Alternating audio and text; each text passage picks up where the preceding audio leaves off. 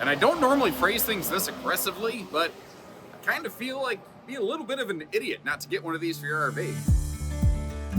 Hey everybody, Josh, your RV nerd of Bish's RV here with some just general helpful community info for you today. There's a bunch of videos out, a bunch of different accessories you really shouldn't live without if you get an RV. And one of the things I feel anybody who park camps and ever plugs in to a power source should have is a surge guard or circuit analyzer or power surge protector or whatever name you want to apply to this.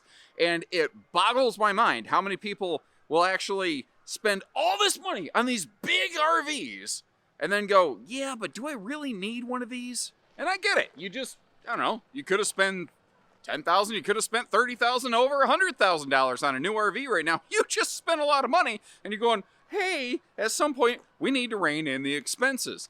But there are certain things the juice is worth the squeeze. Let's forget that we're talking about campers for a minute. Let's forget that we're talking about these things for a minute. Let's imagine you bought a computer.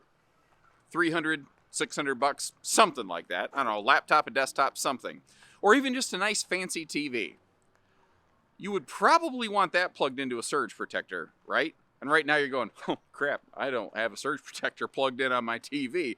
But logically you realize that you probably should, because what if there's a storm? What if there's anything that happens? You know, what if the guy down the street runs into the power pole and causes everything to go for a minute? Well, you probably want that $600, $800, $900 computer, TV, laptop, whatever, protected. Back to the RV. How about that, I don't know, $30,000, $80,000 RV? Don't you think you want that protected? And these things help you in several different ways. Essentially, this is kind of the first thing that you plug into like the park power pole.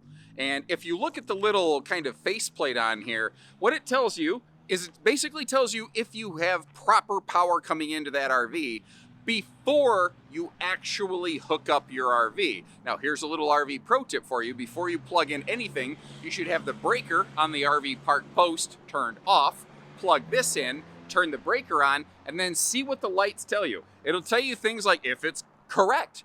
It'll tell you if there's like an open ground or like neutral reversed or polarity problem or anything like that. Any one of those issues could completely freaking fry your RV's entire electrical system. And I've seen it happen. And even if you have really good RV insurance, you just lost the rest of your camping season, more than likely. You know, there's going to have to be some probably basic insurance investigations and every other thing. Not to mention, you've got an RV sitting there that's now absolutely fried. Technically, doesn't have things like brake functions to even make it move.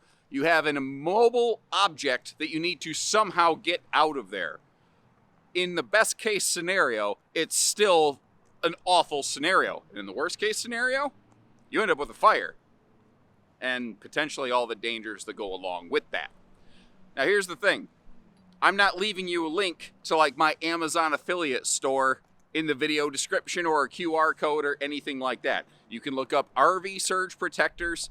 I don't care. I'm not here to try to sell you an object.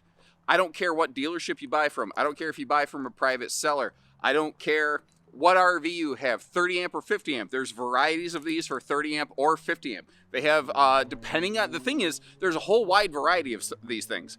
Some are better than others. What I recommend you do, I always recommend people purchase according to their peace of mind. One of the things I do, like when I search objects on Amazon, is I immediately hit the 4-star and up filter to find something where people are more satisfied with it. Then I start looking for things that are a little more bang for the buck. One of the things that you can run into is sometimes these things are nothing more than they just tell you if the power's bad, but they don't actually protect the RV in the event of a surge. Spend a couple extra bucks. I hope you never need it. But if you do experience a surge event, you're going to be happy that you spent the extra couple dollars to protect your RV. Frankly, if it's doing its job, you might never realize it. Now, here's another trick. Some of these things basically essentially have a single fuse that'll protect you from a surge one time and it'll burn out. You kind of need one that is like resettable, and that usually takes a little bit of looking. Like this, the Power Watchdog that I have right here is a little bit better one. Progressive Dynamics makes some excellent stuff. But again, I so highly highly recommend everybody get one of these things for the RV if you ever plug into power. But you don't have to. You could roll the dice. And hopefully you're okay.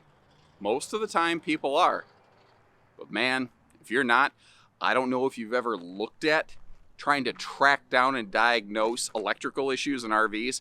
It is one of the most laborious things because it's finding problems with electrical in RVs is not just identifying the problem, it's tracking down what isn't the problem and backtracking it from there until you finally figure out what must be the problem. It's all a reverse engineering process, basically. But say for $125, $150, you could avoid all that awful headache. But you don't have to. You do whatever you want to do. I'm just here trying to share the information and help folks out because I found a lot of people don't really know about one of these. Like, we have them available in our shop. I personally really wish we had some kind of first-timers bundle that always included this kind of stuff. We don't. It's something I'm working on internally at Bish's RV because I know someone's going to ask, well, Josh, do you include these at Bish's? Not by default, not right now. We don't. It's one of the reasons I'm putting this video out there. If we raise enough awareness, we can kind of solve for that. That's my goal today. So, if you appreciate the info, hit that little like button on the video and subscribe if you appreciate stuff like this, knowing that will shoot you straight.